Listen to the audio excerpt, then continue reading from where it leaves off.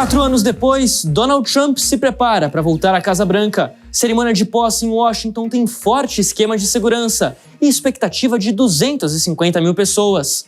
E 4 anos depois, Joe Biden se prepara para deixar a Casa Branca. Democrata faz discurso de despedida no Salão Oval e encerra a carreira política de mais de 50 anos nos Estados Unidos. Israel e Hamas chegam a acordo por cessar fogo na faixa de Gaza e guerra pode acabar após 15 meses. Tratado inclui libertação de reféns e entrada urgente de ajuda humanitária. Você vai ver também Blue Origin de Jeff Bezos lança primeiro foguete em órbita e acirra disputa com a SpaceX de Elon Musk em nova corrida espacial. Meu nome é Fabrício Naitz, que pela próxima meia hora nós vamos navegar juntos pelos principais assuntos do mundo. O JP Internacional está no ar.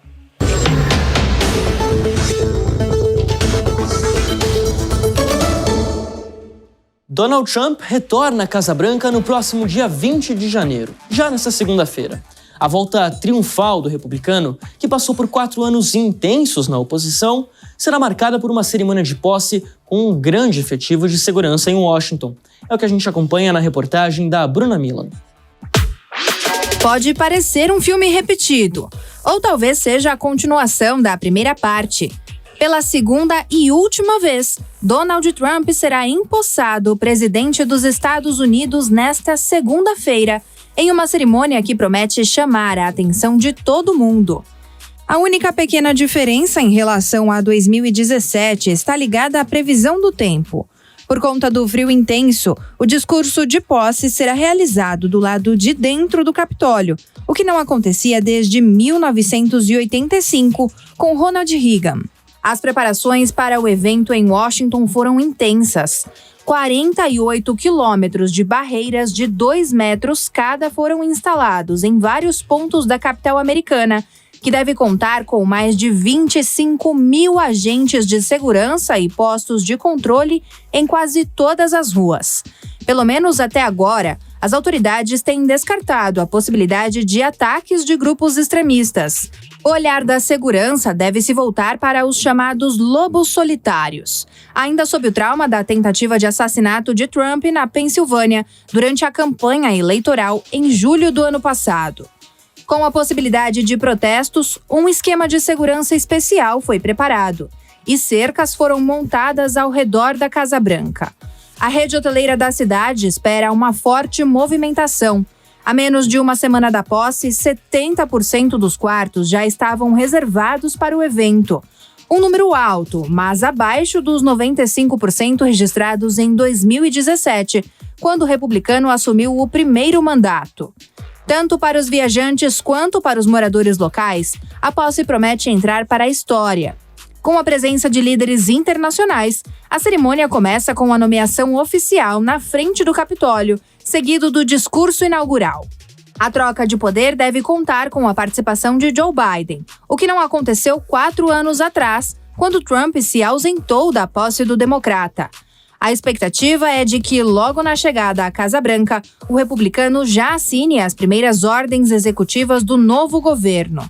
Segundo fontes ligadas ao novo gabinete, pelo menos 100 medidas devem ser tomadas no primeiro dia.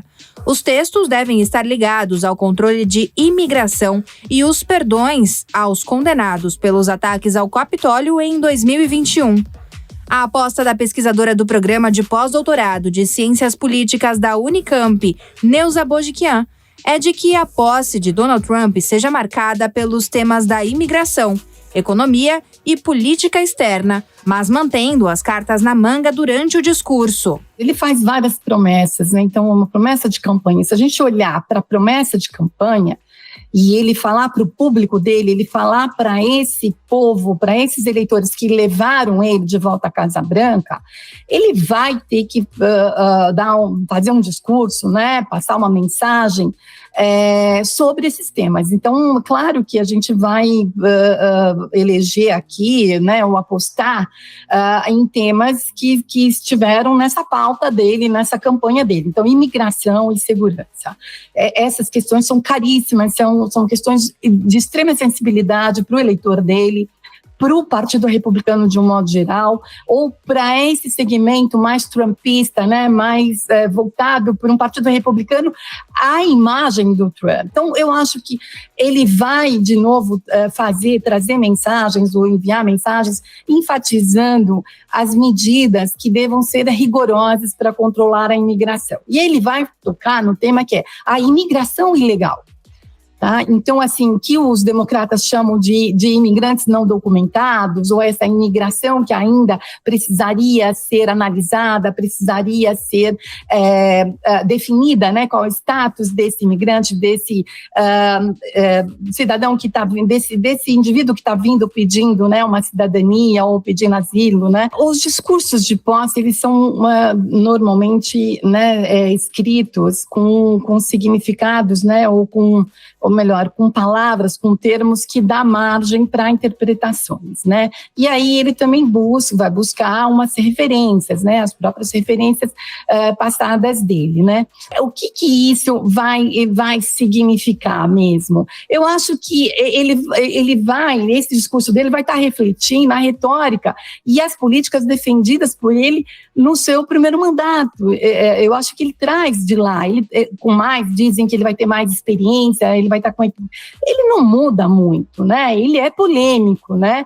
Então, ele vai construir esse discurso para refletir um pouco dessa retórica dele, dessas políticas que foram defendidas por ele no primeiro mandato e após a saída dele do cargo. Em 2017, o discurso de Donald Trump teve 17 minutos. A abertura foi marcada por agradecimentos ao presidente Barack Obama pela transição pacífica e também destacou uma passagem de poder de Washington para o povo americano. Na ocasião, Trump falou em um país quebrado e abordou as condições de trabalho ao redor do país, a alta da violência e problemas no sistema educacional. Temas que voltaram à tona durante a campanha em 2024 e que podem reaparecer no discurso desta segunda. Segundo o próprio republicano, a primeira fala como 47º presidente dos Estados Unidos deve ter um tom inspirador e unificador. Com a expectativa de reunir até 250 mil pessoas e sob os olhos do mundo inteiro, a cerimônia promete ser repleta de pompa. E não é para menos. Pelo menos 170 milhões de dólares foram arrecadados pelo comitê organizador do evento.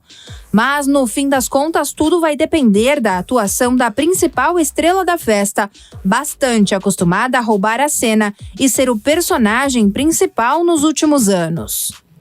Significa que ele é um homem que domina a comunicação muito bem, né? Então, ele conseguiu chegar, então, como eu estava falando, as propostas dele são propostas bastante simples, né, direta e exagerada.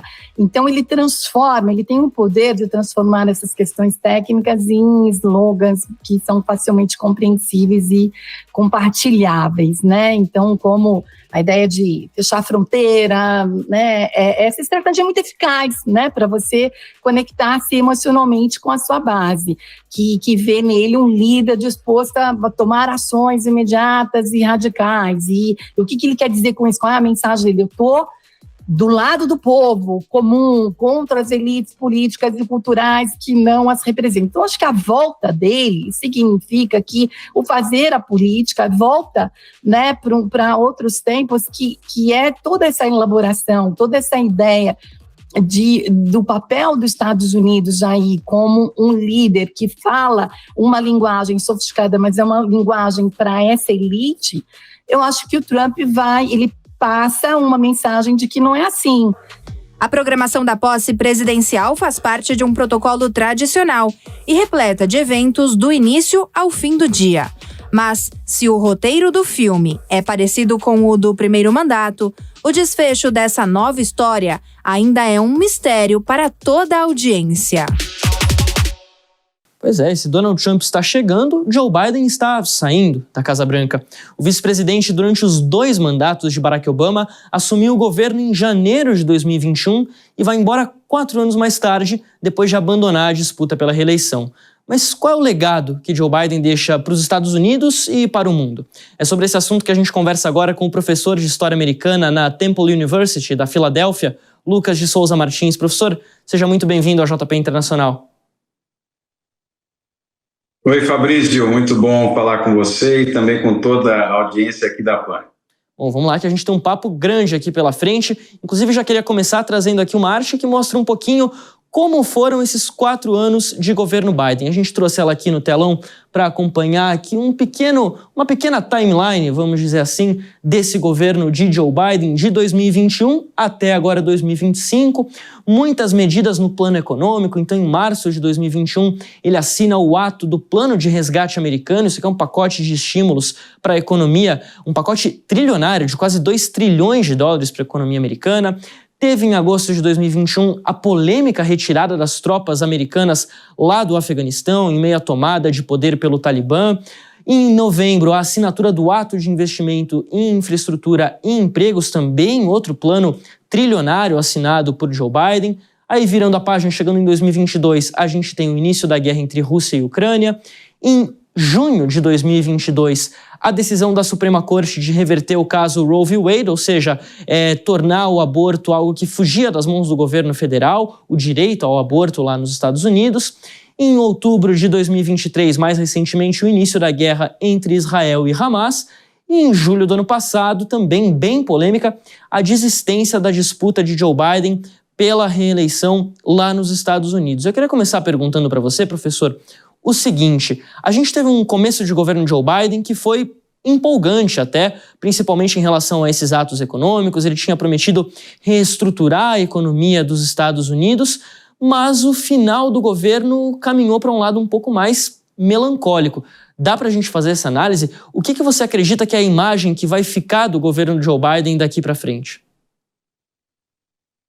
É verdade, Fabrício. Aliás, é difícil você fazer qualquer prognóstico a respeito de uma presidência de 4 anos de mandato, até porque o momento que nós vivemos hoje é completamente diferente daquele que nós viveremos daqui a 50, 60 anos. Mas, pelo menos neste momento, o Joe Biden sai da presidência dos Estados Unidos com uma popularidade consistentemente baixa e tem também muita relação com aquilo que aconteceu durante a campanha eleitoral.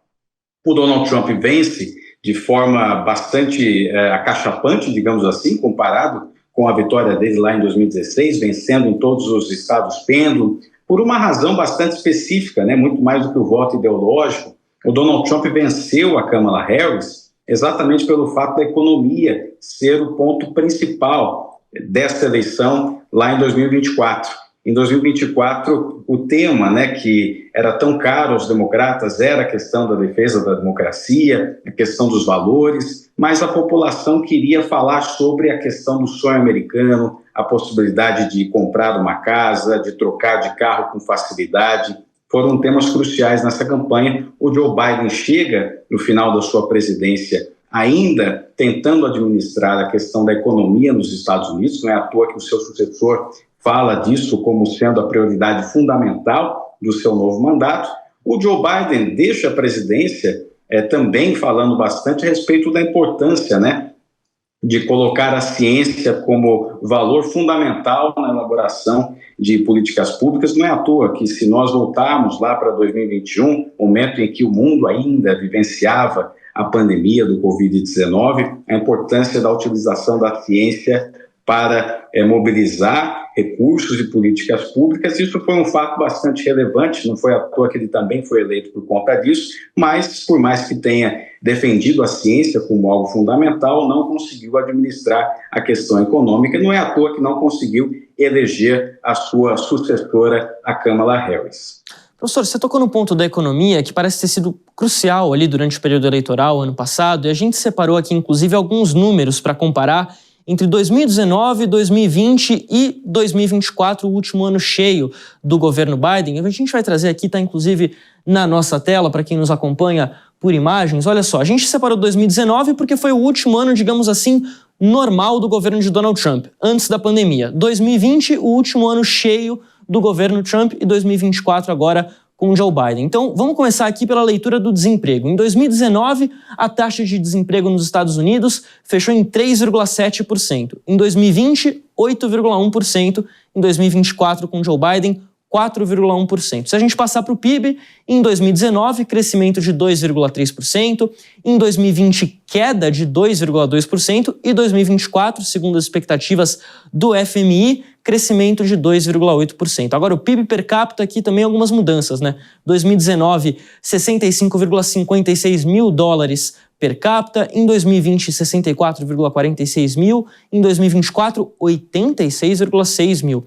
E aí, fechando essa lista aqui, falando agora de inflação, em 2019, a inflação lá nos Estados Unidos, o preço médio para o consumidor avançou 1,8%, em 2020, 1,2%, em 2024, 3%. Se a gente for olhar como o Biden recebeu o governo de fato, analisando aquele contexto ali da pandemia, os números da economia não vão tão mal assim, né? Embora o índice da inflação tenha chegado a 8% em 2022. Então, o que mais pesou negativamente quando a gente fala de economia, professor? O que o americano mais sentiu nesses últimos 4 anos? Primeiro, Fabrício, é que existe uma questão histórica, uma questão cultural dentro da sociedade americana que não há nenhuma compatibilidade, nenhum costume de se lidar com a questão inflacionária, muito diferente da realidade brasileira, vivida nos anos 80, no princípio dos anos 90. O americano não tem nenhuma familiaridade com inflação. Aliás, o último presidente que precisou lidar com temas inflacionários, principalmente na questão do combustível, foi exatamente o Jimmy Carter, que teve um roteiro bastante similar, por mais que ele tenha tido, né, uma vitória bastante convincente no seu primeiro mandato, chega na sua tentativa de reeleição, ele perde para Ronald Reagan. O Biden, por mais que não tenha sido candidato, acabou não conseguindo eleger a sua sucessora, exatamente por essa questão da inflação, e por mais que o desemprego tenha caído, é necessário pensar também que na cultura americana, por mais que você tenha acesso a empregos, é necessário pensar qual é a qualidade desse emprego, né? Qual é a questão salarial relacionada a esses empregos, o acesso à saúde, por exemplo. Então, por mais que os americanos tenham empregos com mais facilidade, consigam encontrar oportunidades com mais facilidade, o fato é que os salários estão diminuindo, ou seja, por mais que você tenha a oportunidade de ter acesso ao emprego, ter acesso à renda, quando você chega ao supermercado, o seu poder de compra é muito menor. E também falando, né, da tradição dos americanos de não lidarem com inflação e não verem o seu poder de compra corroído ao longo de tantas décadas, isso faz com que um presidente que esteja no poder em um momento como esse possa acabar saindo, né, de seu mandato bastante impopular, e é exatamente o que está acontecendo neste momento com Joe Biden, neste momento que ele deixa a Casa Branca e deixa a presidência dos Estados Unidos. Agora, professor, a gente naquela timeline ali mencionou pelo menos 3 pontos do cenário internacional que marcaram bastante o governo Biden. A retirada das tropas do Afeganistão, que, verdade seja dita, foi assinada pelo Donald Trump, o Biden só levou à frente, mas foi considerada muito trágica, né? 13 mortos, soldados americanos na retirada das tropas. A questão entre Rússia e Ucrânia e também, agora mais recentemente, a questão ali no Oriente Médio entre Israel e Hamas, Israel e Hezbollah, enfim, todos esses atores que a gente falou extensivamente aqui no último ano. O governo Biden demonstrou uma fragilidade no cenário internacional, uma falta de controle do cenário internacional. Ele foi muito questionado sobre isso nas eleições, né? Porque durante o governo Trump não houve nada muito parecido com isso. É verdade, Fabrício. Aliás, essa gestão do Joe Biden, pelo menos quando nós pensamos na questão internacional, ela fica marcada pela sustentação de parcerias tradicionalmente vinculadas aos Estados Unidos, fortalecimento da OTAN, principalmente nesse contexto, né, de fortalecer e trazer recursos militares, recursos financeiros à Ucrânia. Mas, por outro lado, também nós tivemos uma postura presidencial da parte do Joe Biden bastante reativa e pouco ativa ao que acontecia no exterior. E foi exatamente nisso, né, que o Donald Trump atacou durante a campanha, que os Estados Unidos precisavam ser o centro das relações comerciais, militares, conflitos internacionais, ao invés de simplesmente reagir conforme o avanço da Rússia, por exemplo, ou do Hamas. Os Estados Unidos devem ser mais ativos, coordenando as conversas, coordenando as iniciativas. E é por isso que é necessário dizer que o Joe Biden, ao longo de sua presidência, adotou um estilo presidencial muito mais reativo do que ativo, que é a característica que representa mais o Donald Trump. Agora, professor, antes da gente finalizar aqui, pelo menos temporariamente, a desistência do Joe Biden na busca da reeleição ano passado, ela acabou mais prejudicando a imagem dele ou favorecendo? Porque ele, pelo menos, pode dizer que tentou sair por cima, digamos assim, ao invés de possivelmente ter uma derrota eleitoral para Donald Trump. A primeira reação, pelo menos dos eleitores democratas, foi de um presidente, Joe Biden, que estava desapegado do poder, que percebeu que o seu momento tinha acabado, que não teria possibilidade de vencer a eleição. E é necessário compreender, observar que o curso da história acaba alterando a percepção com relação a acontecimentos. Como a Kamala Harris acabou perdendo a eleição contra o Donald Trump, sem ter chances de vencer em qualquer estado pêndulo, o que pareceu para o eleitor democrata e também para o eleitor americano de uma forma geral, foi que o Joe Biden, por mais que ele tenha dito no início do seu mandato presidencial que seria um presidente de transição depois de vencer o Donald Trump lá em 2020, o que aconteceu foi que, desde o seu primeiro ano de mandato, o Joe Biden já expressava que tinha interesse na reeleição, ou seja, uma contradição àquilo que ele havia dito lá no início da campanha presidencial, no início dos seus discursos como candidato, ou seja, ele não foi um presidente que facilitou a vinda de novas lideranças. A Kamala Harris sempre esteve bastante apagada nessa gestão do Joe Biden e precisou ser alçada à posição de presidente às pressas. Isso definitivamente afetou os rumos dos democratas na eleição presidencial, ou seja, ele deixa a presidência também com essa lembrança de alguém que prometeu fazer uma transição dentro do partido, não fez e acabou tendo que entregar a presidência nas mãos de um rival presidencial, o Donald Trump. Bom, o professor Lucas de Souza Martins fica por aí, que a gente já volta a falar. Agora a gente vai mudar um pouquinho de assunto, passar lá para o Oriente Médio, porque olha só, demorou, mas finalmente saiu. Israel e Hamas chegaram a um acordo para cessar fogo na faixa de Gaza 1 ano e 3 meses após o início da guerra na região. A aprovação do texto foi comemorada pela comunidade internacional, que espera o começo de uma nova história no Oriente Médio. A Camila Yunis conta pra gente. A tensão ficou no ar até o último minuto. O governo de Israel adiou a votação que aprovava o texto, acusando o Hamas de voltar atrás em partes do acordo. Mas a confirmação veio na sexta-feira, após a aprovação do Gabinete de Guerra israelense. 15 meses depois da invasão do Hamas no território de Israel, o conflito na faixa de Gaza chega a um fim, pelo menos temporariamente.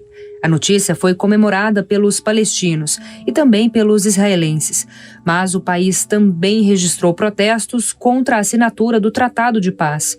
Segundo fontes ligadas à mediação do acordo, o cessar-fogo prevê uma trégua de 6 semanas, que inclui uma retirada gradual das tropas de Israel da região central da faixa de Gaza e a autorização do retorno dos palestinos à parte norte do enclave. O tratado também garante a entrada de 600 caminhões com ajuda humanitária todos os dias. Entre os veículos, 50 devem levar combustível e pelo menos 300 serão destinados ao norte de Gaza, a área mais afetada pela guerra. Em troca, o Hamas deve libertar 33 reféns israelenses, com prioridade para mulheres, crianças e homens acima dos 50 anos. Segundo o texto, pelo menos 3 sequestrados devem ser soltos por semana. O início do acordo também garante que os reféns que ainda estão vivos devem ser os primeiros a deixar a faixa de Gaza, seguidos dos restos mortais que não foram recuperados. Para cada refém israelense civil libertado, Israel deve libertar 30 prisioneiros palestinos. Já para cada refém mulher militar, serão 50 palestinos. O governo de Benjamin Netanyahu deve priorizar a soltura de todas as mulheres, crianças e adolescentes abaixo de 19 anos que foram presos desde 7 de outubro de 2023. Se tudo correr conforme o esperado, as negociações envolvendo a segunda fase do cessar-fogo devem começar no início de fevereiro. A etapa deve garantir a soltura de todos os outros reféns, uma trégua permanente na região e a retirada total dos soldados israelenses. Já a terceira fase, ainda sem data estipulada, inclui o retorno de todos os restos mortais e a reconstrução da faixa de Gaza. Até o momento, porém, a possibilidade das negociações envolvendo a criação de um futuro Estado palestino não foram mencionadas. Todos os trechos do cessar-fogo devem ser supervisionados por Egito, Estados Unidos e Catar. Os 3 países mediaram as negociações em Doha, que voltou a ganhar força no último mês. O texto foi entregue às vésperas do fim do governo de Joe Biden e as tratativas finais contaram com representantes do presidente democrata e também do futuro presidente Donald Trump. Mas apesar da parceria, os 2 líderes chamaram para si a responsabilidade pela finalização das negociações. Biden chegou a afirmar que o texto aprovado é praticamente idêntico a uma proposta americana apresentada em maio do ano passado. A conclusão do acordo foi comemorada pelas autoridades internacionais. Na ONU, o secretário-geral Antônio Guterres destacou a necessidade urgente de ajuda humanitária na faixa de Gaza. Já a presidente da Comissão Europeia, Ursula von der Leyen, afirmou que a trégua traz esperança para toda a região. Desde 7 de outubro de 2023, o conflito deixou pelo menos 46 mil palestinos mortos, além de 1.200 israelenses que também morreram, e cerca de 250 sequestrados pelo grupo Hamas e Jihad Islâmica. Com pelo menos 2/3 de toda a infraestrutura local destruída, o futuro da faixa de Gaza segue incerto. Os cálculos foram feitos pela ONU, que utilizou imagens de satélite para analisar os danos. E reconstruir o território não deve ser uma tarefa simples, se é que de fato ela acontecerá. Na avaliação do Banco Mundial, apenas nos 4 primeiros meses de guerra, o custo das perdas em Gaza chega a quase 19 bilhões de dólares, mais do que todo o PIB palestino em 2022. Professor Lucas, rapidamente, essa briga entre Joe Biden e Donald Trump sobre quem é o pai desse acordo de cessar-fogo, isso aí vai dar um belo de um exame de DNA, não? É um trabalho realmente muito largo, né? Muito longo para os historiadores, mas neste momento já dá para dizer que disputas políticas obviamente existirão, mas também, né, consideremos que temos fatores locais que são relevantes nesta análise, o Hamas já bastante fragilizado e também a expectativa da vinda de Donald Trump muito mais alinhado, né, ao Benjamin Netanyahu na questão ideológica, nas ações do Netanyahu naquela região, por isso que se espera que a posição de Donald Trump, sem dúvida, também influenciou na resolução desse conflito. Bom, professor Lucas de Souza Martins, professor de História Americana na Temple University da Filadélfia, muito obrigado pela sua participação aqui no JP Internacional e até a próxima. Muito obrigado, até a próxima. Bom, vamos mudar de assunto aqui no JP Internacional, porque o primeiro lançamento em órbita de um foguete da Blue Origin, a empresa do empresário Jeff Bezos, dono da Amazon, pode mudar os rumos do setor nos próximos anos. Depois de ser adiado 2 vezes pelo mau tempo, a Blue Origin finalmente conseguiu lançar o foguete New Glenn em órbita pela primeira vez na quinta-feira. A nave de 98 metros de altura, o equivalente a um prédio de 30 andares, decolou da base de Cabo Canaveral, na Flórida. E, segundo a empresa, o objetivo principal da missão, NG-1, foi atingido com sucesso. A companhia buscava colocar o segundo estágio do foguete em órbita, feito comemorado pelo empresário Jeff Bezos. Mas os técnicos não conseguiram recuperar o propulsor da nave, que deveria chegar de forma controlada em uma plataforma no meio do oceano. A decolagem chegou a ser comemorada também por Elon Musk, dono da SpaceX, principal rival da Blue Origin no setor aeroespacial. Pelas redes sociais, ele parabenizou Bezos. As duas empresas concorrem pela liderança do ramo em diferentes áreas. O foguete New Glenn, por exemplo, é maior que o Falcon 9, principal modelo apresentado pela SpaceX, podendo carregar cargas mais volumosas. Embora a empresa de Elon Musk tenha largado na frente na corrida pelo espaço, a Blue Origin conseguiu fechar um contrato com a NASA para lançar 2 sondas para Marte, além de preparar a cápsula que levará os próximos astronautas de volta à Lua na missão Artemis. A expectativa é de que o New Glenn também sirva para a implantação do chamado Projeto Kuiper, um satélite projetado que deve competir com a rede de internet Starlink. Na avaliação do astrônomo do Centro Universitário FEI, Cássio Barbosa, a competição entre Blue Origin e SpaceX faz parte de uma lógica de mercado e ajuda no desenvolvimento das tecnologias. Agora a motivação é comercial, né? O que a gente tem agora nós estamos testemunhando a nova corrida espacial nesse caso não é hegemonia, né? Mas pela primazia de conseguir fazer exploração comercial, tanto da Lua, futuramente de Marte. A questão é que eles precisam de veículos lançadores que façam esse papel, tá? E então a ideia é sempre, agora sim na competição técnica, produzir equipamentos cada vez mais robustos, cada vez mais potentes, que façam o transporte dessa carga toda, né? Primeiro, conquista-se órbita baixa, coisa que a SpaceX já domina, né, com a Falcon 9, e depois disso, órbitas mais altas, né, e depois as viagens interplanetárias. Então, esse lançamento da New Glenn foi muito bem sucedido nessa primeira etapa de conquista da órbita baixa, né? Jeff Bezos e Elon Musk têm objetivos relativamente diferentes na disputa espacial.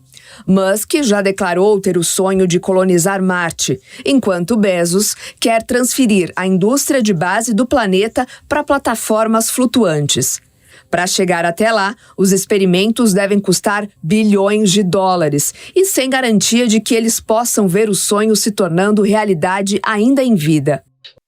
O JP Internacional dessa semana vai ficando por aqui, mas nessa segunda-feira a gente se encontra com uma programação especial e ao vivo sobre a posse de Donald Trump. Nossa equipe vai te deixar por dentro de tudo, com a participação do Eliseu Caetano e o André Marinho, direto de Washington, e toda a repercussão ao redor do mundo que você vai acompanhar aqui na Jovem Pan News. Muito obrigado pela sua companhia e até a próxima. A opinião dos nossos comentaristas não reflete necessariamente a opinião do Grupo Jovem Pan de Comunicação.